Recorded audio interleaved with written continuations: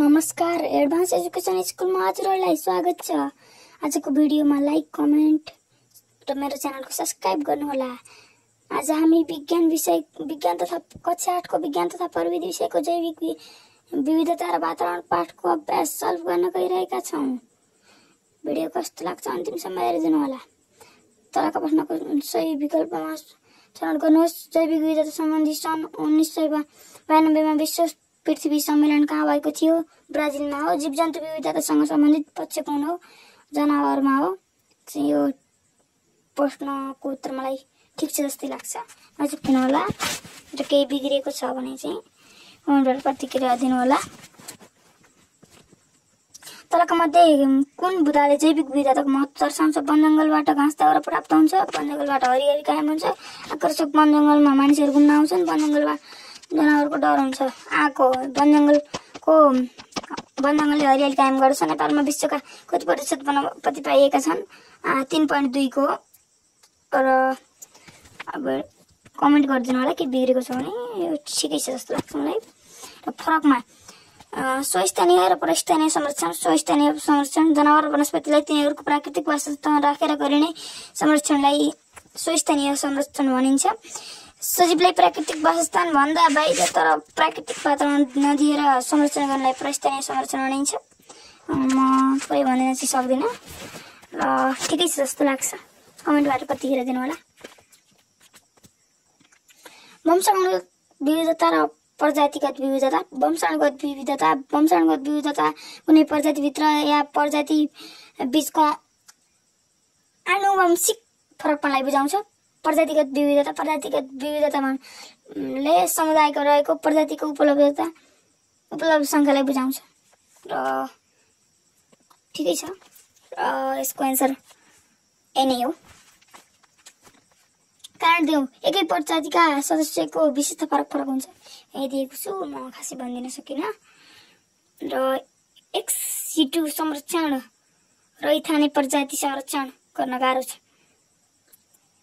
अब यसको रैथाने प्रजातिहरू आफ्नै थलाथलामा रमाउन रुचाउने हुँदा एक्सिटु संरक्षणमा रैथाने प्रजाति संरक्षण गर्न गाह्रो पर्छ। यही हो, ठिकै छ। डढेलो जैविक विविधता विनाशमा गर्छ। नेपाल जैविक विविधतामा धनी छ। नेपालको धरातली र वातावरणमा पाइने विविधताका धेरै किसिमका वनस्पति र जनावरहरू पाइन्छन्। तराईमा पाइने जनावर र वनस्पति भन्दा पहाड र हिमालमा पाइने जनावर र वनस्पति फरक छन्। यसरी हरेक किसिमका जनावर र वनस्पति पाइने हुनाले नेपाल जैविक विविधतामा धनी छ। अर्को हेर्नुहोस्। तलको प्रश्नको उत्तर दिनुहोस्। जैविक विविधता भनेको के हो? यसको यहाँ दिएको छु, म खासै भनिदिन सक्दिनँ र समयको अभाव नै हुन्छ मलाई पनि।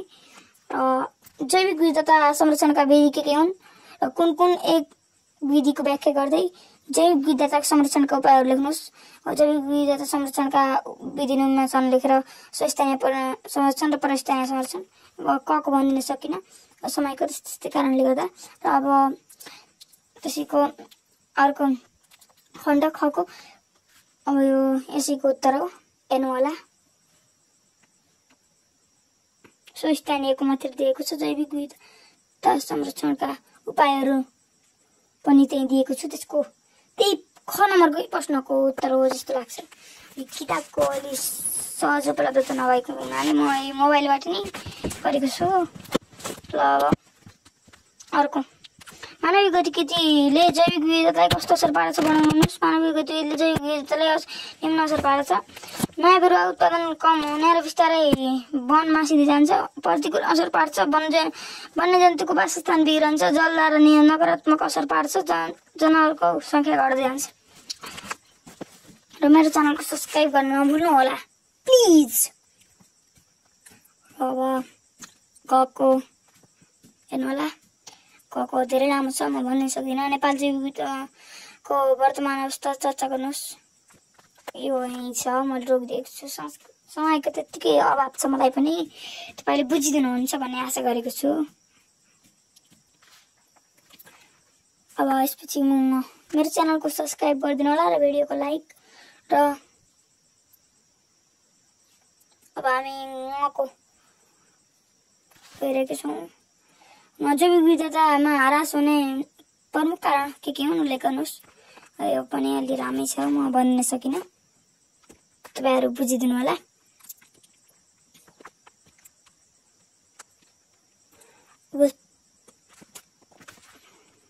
भिडियो हेर्नुहुने साथीहरूले अन्य साथीहरूलाई पनि यसले त भिडियो राम्रो लाग्छ, यस्तो छ भनिदिनु होला। अब चको हेर्न गइरहेको छौँ हामी। जैविक विविधता प्रजातिगत धनीपनले कस्तो भूमिका खेलेको हुन्छ भनेको छ। धेरै प्रजाति भएको प्राकृतिक क्षेत्रमा वातावरण स्थिर दिएको विकास हुन्छ। सन्तुलित वातावरण सजीव एकअर्कामा बढी स्वतन्त्र आत्मनिर्भर हुन्छन् र एकअर्काको सजिलै आफ्नो आवश्यकता पूरा गर्न सक्छन्। वासस्थान, पोषण, प्रजनन जस्ता जैविक आवश्यकता प्रजातिगत धनीपनको क्षेत्रमा सजिलै उपलब्ध हुन्छ। यसरी जैविक विविधताको प्रजातिगत धनीपनले महत्त्वपूर्ण भूमिका खेलेको हुन्छ। अब 6 को हेर्नुहोस्। जैविक विविधताको प्रकार उल्लेख गर्नुहोस् भनेको छ। जैविक विविधताको 3 प्रकार निम्न छन्: आनुवंशिक विविधता, प्रजातिगत विविधता, पारिस्थितिक विविधता। अर्को अब जको यो चित्र दिएको छ, यस अनुसार हेर्नुहोस्। मैले एन्सर दिएको छु। चित्र अध्ययन गरी सोधिएको प्रश्नको उत्तर दिनुहोस्। उत्तरमा लेखिदिएको चाहिँ म त त्यसो कम्प्युटरमा व्यस्त हुने मान्छे है, अरू तपाईहरुलाई भनिदिन अलि गाह्रै हुन्छ। मेरो च्यानलको सब्स्क्राइब गरिदिनु होला, बारम्बार भनिरहेको छु।